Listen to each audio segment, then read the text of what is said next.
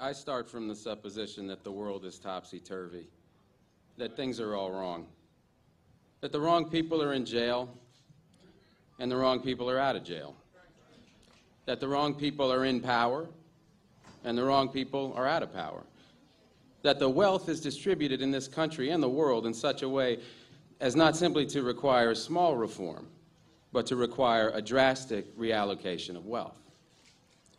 I start from the supposition that we don't have to say too much about this because all we have to do is think about the state of the world today and realize that things are all upside down. Now, if you don't think, if you just listen to TV and read scholarly things, you actually begin to think that things are not so bad, or that just little things are wrong. But you have to get a little detached and then come back and look at the world, and you are horrified. So we have to start from that supposition that things are really topsy-turvy. And our topic is topsy-turvy, civil disobedience. Now, as soon as you say the topic is civil disobedience, you're saying our problem is civil disobedience. That is not our problem. Our problem is civil obedience.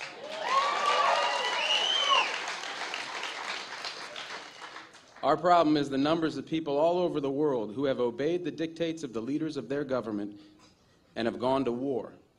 And millions have been killed because of this obedience. We recognize this for Nazi Germany. We know that the problem there was obedience, that the people obeyed Hitler. People obeyed. That was wrong. They should have challenged, and they should have resisted.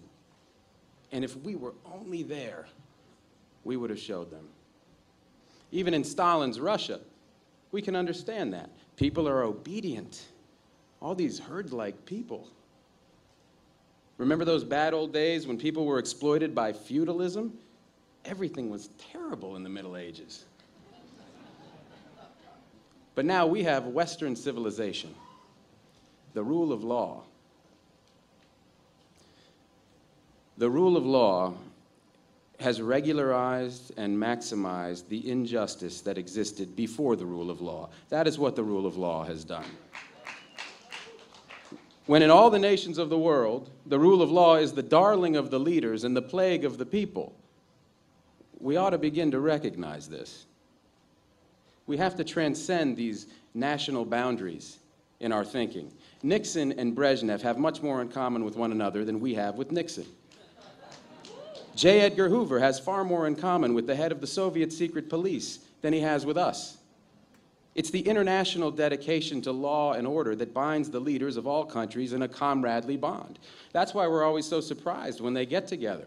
They smile, they shake hands, they smoke cigars.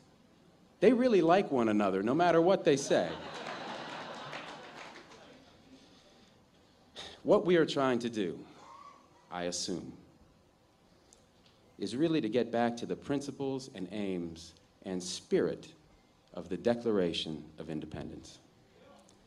This spirit is resistance to illegitimate authority and to forces that deprive people of their life and liberty and right to pursue happiness.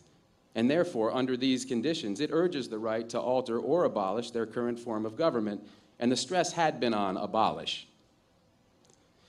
But to establish the principles of the Declaration of Independence, we're going to need to go outside the law, to stop obeying the laws that demand killing or that allocate wealth the way it's been done, or that put people in jail for petty technical offenses and keep other people out of jail for enormous crimes.